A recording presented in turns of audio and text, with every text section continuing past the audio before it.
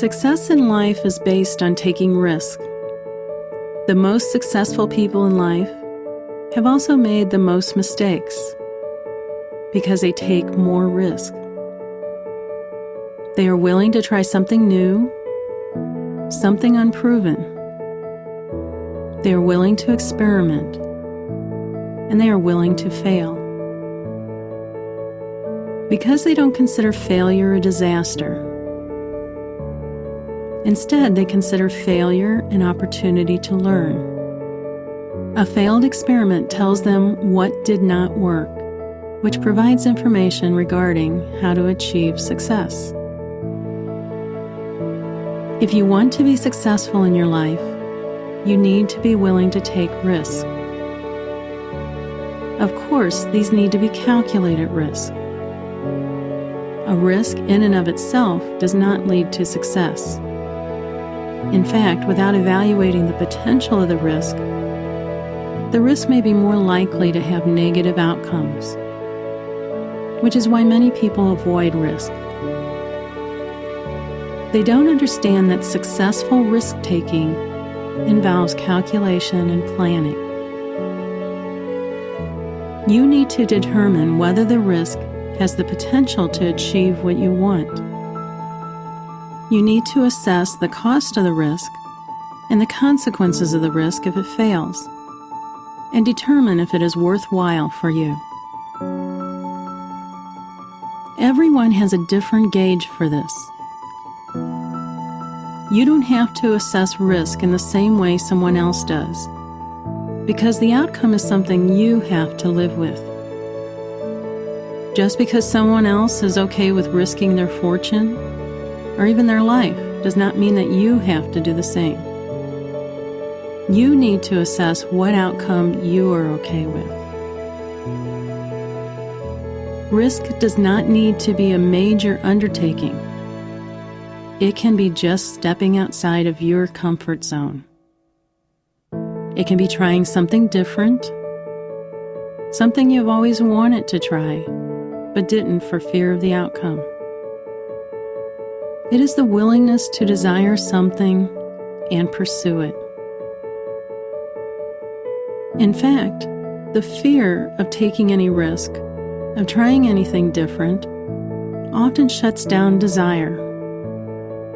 A person comes to believe that they really don't want anything because they have learned they can't have it. So why even bother thinking about it? People learn to not desire, to not want anything. But that is the first step of taking a risk. Desire, wanting something.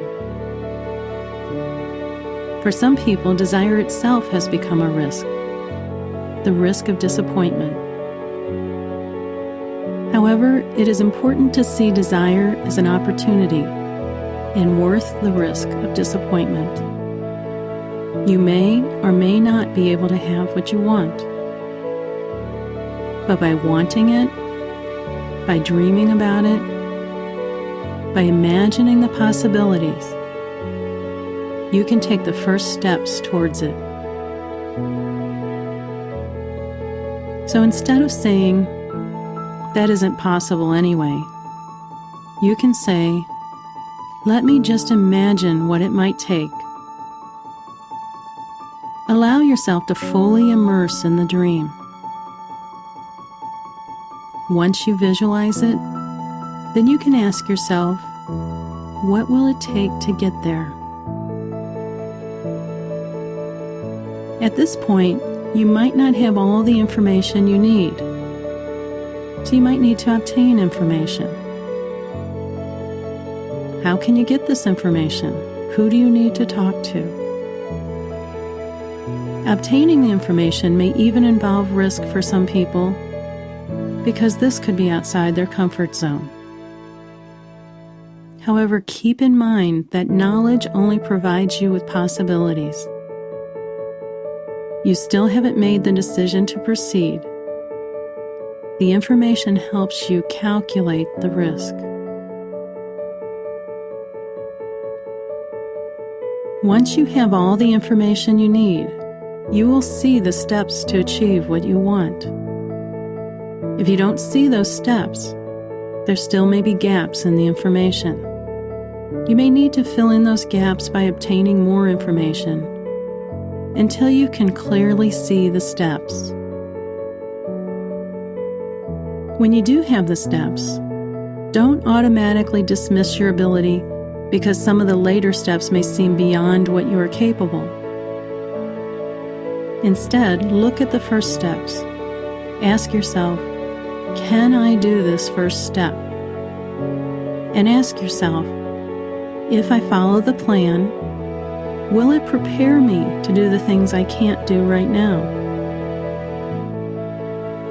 If the answer is no, it may be that you need additional information and other steps to your plan. You want to develop the plan until you can say, all I need to concern myself with is the step I need to take today.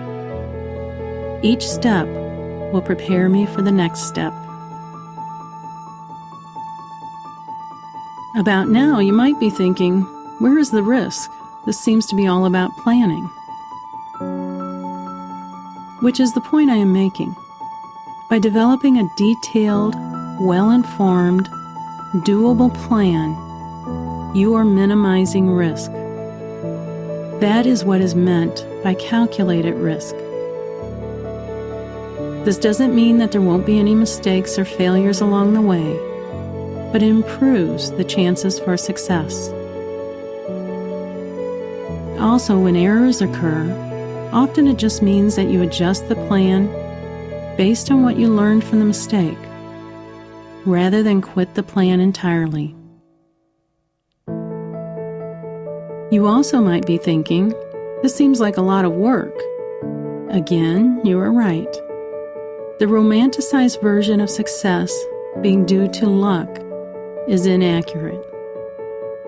The belief that success is due to being in the right place at the right time is not true. Success comes from making sure you are in the right place at the right time. It comes from making your own luck by being prepared. If you want to be successful, you want to create the belief that you can be successful. The best way to do this is to create a plan for your success. The more detailed the plan, the more doable it becomes. The plan allows you to be able to say to yourself, I can do that. From there, it just means taking the next step in your plan.